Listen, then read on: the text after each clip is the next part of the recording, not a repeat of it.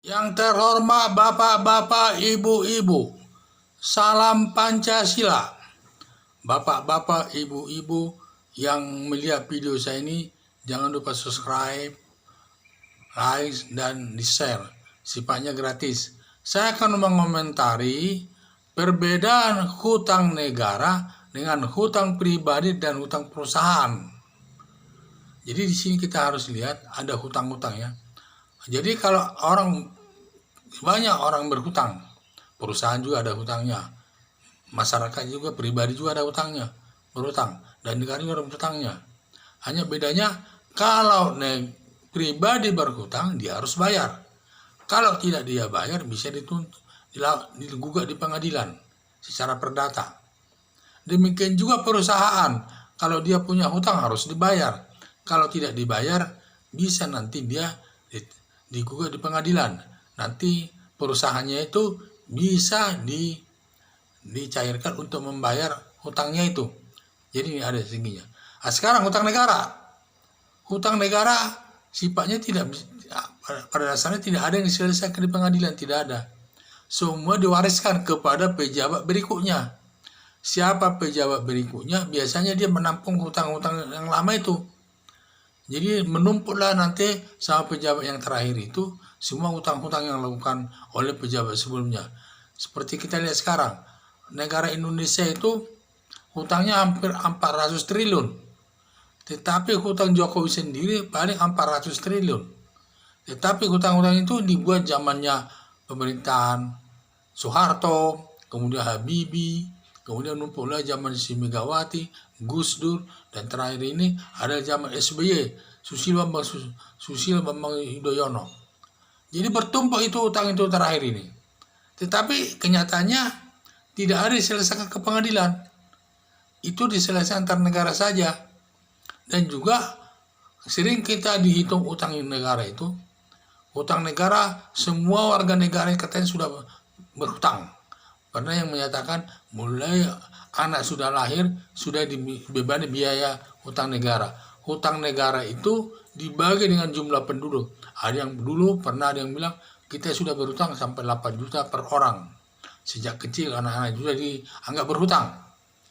Iya, tapi itu kan bagi-bagi saja. Tetapi yang bayar kan tidak pernah warga negara itu yang bayar itu 100.000 warga negara itu tidak ada yang bayar itu. Semua hutang negara itu dibayar oleh negara.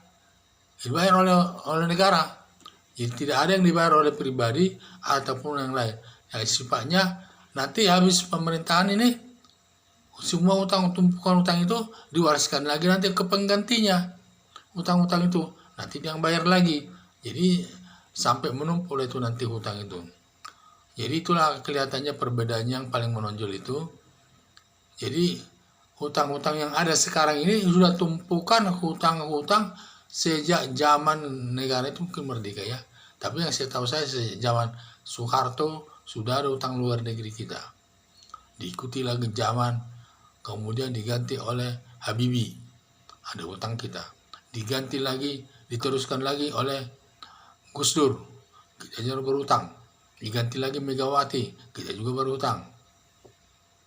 Kemudian terakhir zaman SBY kita berhutang. Apalagi zaman SBY banyak hutang kita juga. Tetapi hasil pembangunannya tidak ada. Yang jadi masalah itu banyak uang hutang kita ke luar negeri, tetapi hasil pembangunan itu di negara kita sendiri hampir tidak ada. Saya lihatlah zaman SBY itu dia memimpin negaranya 10 tahun. Jadi ada proyek-proyek tol saja lamanya bukan main selesainya. Seperti tol di arah ke Jawa Tengah itu.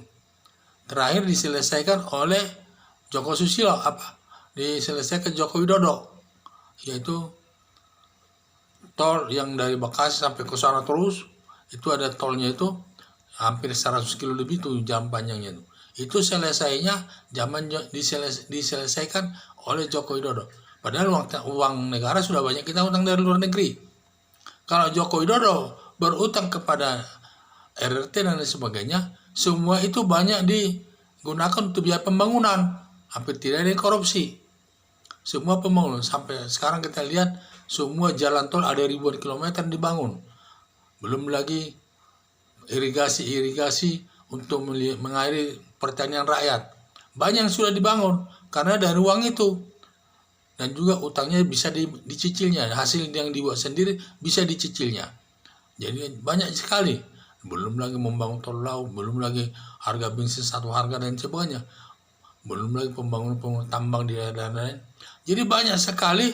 Kalau zaman Jokowi ada uang dihutang, kemudian utangnya itu dapat digunakan untuk pelaksanaan pembangunan. Tetapi yang pendahulu-pendahulunya bukan demikian.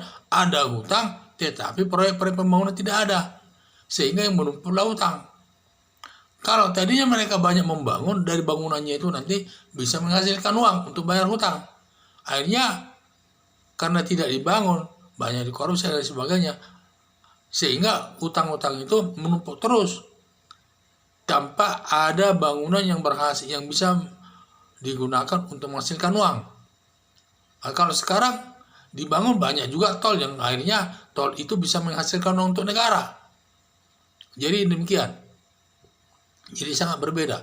Jadi perbedaan hutang pribadi perusahaan dengan hutang negara. Kalau hutang negara ya hampir tidak ada yang diselesaikan oleh pengadilan.